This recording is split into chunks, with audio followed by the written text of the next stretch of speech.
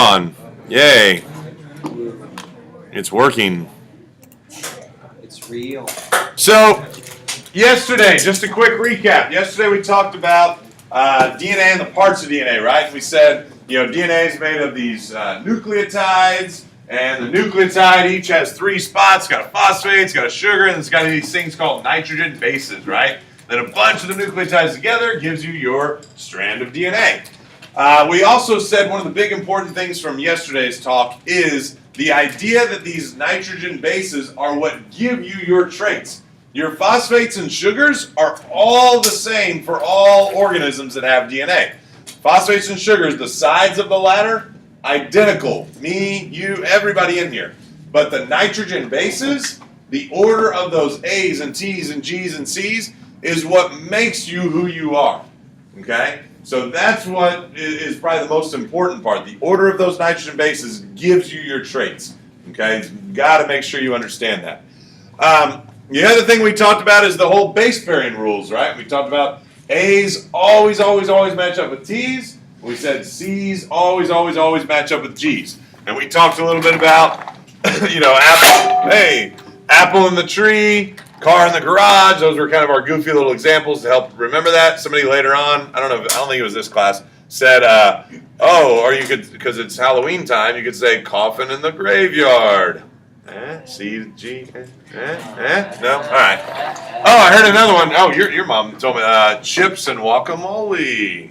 All right. Anyway, so there's obviously multitudes of ways to remember that. So today what we're going to look at, and this is super fast, not just because I'm making it super fast, but it really is a quick process to understand. Looking at how DNA replicates. So DNA in our cells has to replicate, right? Because our cells replicate sometimes. Your skin cells, they're constantly brushing off, and you need more skin cells. But to do that, you need two copies. You need a new copy of the DNA before the new cell can be made, because all of our cells have the full copy of DNA in them, right? So we have to copy DNA before we can make a copy of any of our cells. Okay, so that's why this is important. That's why we talk about this process at all. So why? Because of what I just told you. Copy. You got to have a copy of the DNA before you can copy the actual cell. Again, it all goes into the whole number of chromosomes. Okay, and this is humans. This is pertaining to humans, but humans have 46 chromosomes. Remember, chromosomes are made of DNA. Basically, I always equate it to like this T-shirt, right? Well, this T-shirt would be like the chromosome. The thread that actually makes the shirt would be the DNA. Okay, so we got 46 of these chromosomes. We've got to have 46 chromosomes in the new cells as well. Again, so that's kind of why we have to copy our DNA. So how does it happen? And definition. Hopefully we know what that general word of replication means. To replicate something means to copy it. Okay, if I gave you a picture and said, hey, replicate this, you would do your best to make a copy of it. Okay. So step one. There's 3 easy steps. The first step is the DNA, as you see in our little model here, the DNA has to unwind and unzip.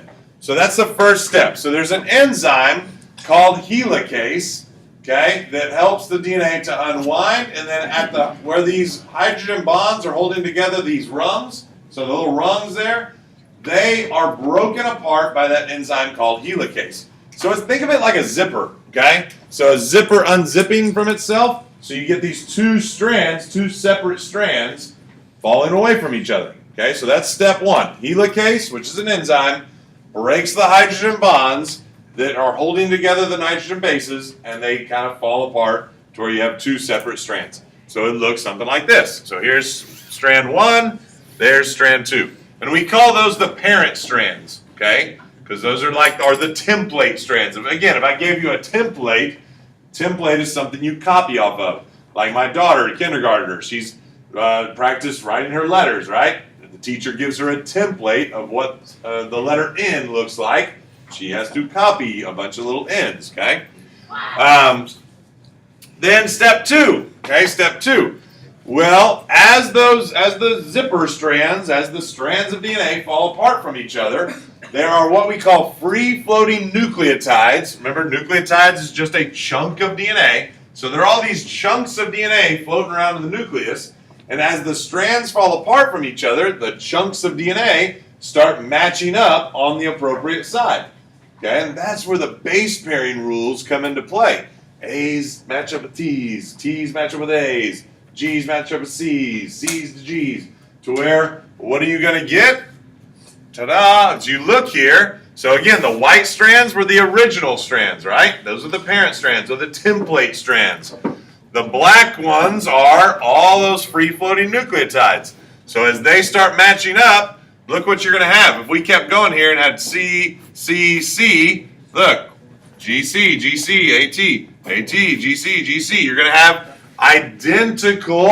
two identical strands of DNA when it's all said and done. So it's really pretty simple. Again, helicase unwinds and unzips, free-floating nucleotides attached to each side. You use your base pairing rules to get them in the right spot, and then the end result, step 3, is you get the two identical copies. Okay? You might be asking yourself, like, how do the nucleotides attach to the right spot? Well, again, they use the base pairing rules, but then there is another enzyme called polymerase that helps to kind of, you can think of it as like glue, like Elmer's glue. It helps to glue the nucleotide to the right spot. So, again, the result, what we want out of this, is 2 identical strands of DNA. Step 1, unwind and unzip. Step 2, free-floating nucleotides attached to the appropriate side. Step 3, you get your 2 identical strands. And ta-da, there you have it. 2 identical strands of DNA. And again, the parent strand or the template strand, this would be the new strand, and we're good to go. Yay, we did it. Congratulations. Yay. And